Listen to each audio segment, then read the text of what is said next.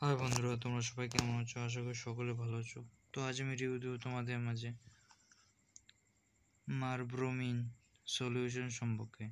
তো এই মার্বোলিন সলিউশন কিসের জন্য ইউজ করা হয় এবং কোন কোন ক্ষেত্রে আমরা এটিকে ইউজ করতে পারবো এবং এটিকে কিভাবে ব্যবহার করতে হবে এবং এটি ব্যবহারে কী কী সতর্কতা আমাদের অবলম্বন করতে হবে এবং এটি ব্যবহারে কি কোনো রকম সাইড এফেক্ট বা পার্শ্ব প্রতিক্রিয়া হতে পারে।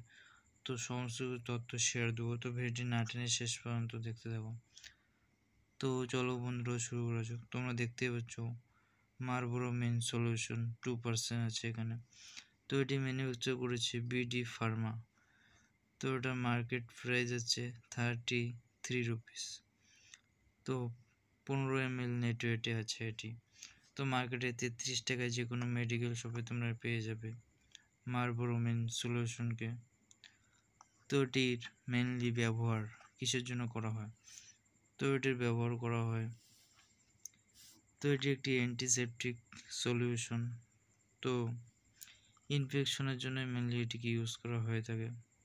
যে কোনো রকম ইনফেকশন যেমন কেটে গেলে সেখানে আমরা এটিকে ইউজ করতে পারি, এবং পুড়ে যাওয়া, হালকা পুড়ে গেলে সেখানেও আমরা এই মারবোরোমিন সলিউশন ইউজ করতে পারি। এবং আঁচড় লাগা বা আঘাত লাগা এবং আঘাত থেকে চামড়ার অংশ ছুলে যায়, তো সেখানেও আমরা এটিকে ইউজ করতে পারি। এবং এটি ব্যবহারের ফলে যে ক্ষতস্থানে যে ব্যাকটেরিয়া এবং ফাঙ্গাল ইনফেকশন আছে, তো সেটি হওয়ার কোনো রকম সম্ভাবনা থাকে না। এবং স্কিনের মধ্যে ইচিং হলে অর্থাৎ চুলকানি হলেও আমরা এটিকে ইউজ করতে পারি ডক্টরের পরামর্শ নিয়ে।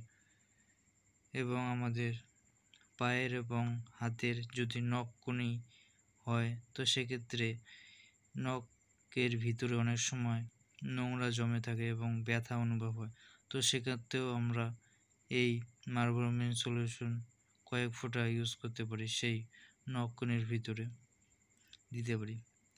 তো এর ফলে ভিতরের যে নখকুনির নোংরা আছে, তো সেটি কেটে যাবে এবং ব্যাকটেরিয়াল যে ইনফেকশন আছে সেটা কমে যাবে এবং ধীরে ধীরে নখকুনিও ঠিক হয়ে যাবে। তো এই মারবোরোমিন সলিউশন দিনে কয়বার ইউজ করতে পারবো আমরা? তো এটি আমরা দিনে 2 থেকে 3 বার ইউজ করতে পারবো এইসব প্রবলেমে।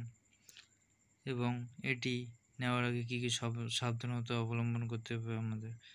তো এটি ব্যবহার করার আগে এবং পরে আমাদের হাত ভালো করে ওয়াশ করে অর্থাৎ পরিষ্কার করে নিতে হবে, এবং এটি ব্যবহারের সময় আমাদের লক্ষ্য রাখতে হবে এটি যদি আমাদের চোখ, নাক এবং কানের মধ্যে প্রবেশ না করে। তো এবারে এটির ব্যবহারে কি কোনো রকম সাইড এফেক্ট হতে পারে? তো এটি ব্যবহারে কোনো রকম সাইড এফেক্ট বা পার্শ্ব প্রতিক্রিয়া হবে না। তো তবে এটি নেওয়ার আগে অবশ্যই ডক্টরের সঙ্গে একবার পরামর্শ করে নেওয়া উচিত। এবং 5 বছরের ঊর্ধ্বে সকলেই এটিকে ইজিলি ইউজ করতে পারবে। তো আজ এই ছিল রিভিউ মারবোরোমিন সলিউশন সম্পর্কে। তো রিভিউটি যদি ভালো লাগে থাকে এবং হেল্পফুল হয়ে থাকে, চ্যানেলটিকে সাবস্ক্রাইব করে নেবেন এবং কোনো রকম যদি বোঝার অসুবিধা থাকে কমেন্ট সেকশনে কমেন্ট করবেন। তো সকলে সুস্থ থাকবেন, ভালো থাকবেন। দেখা হবে পরবর্তী একটি মেডিসিন রিভিউ নিয়ে। Thank you all.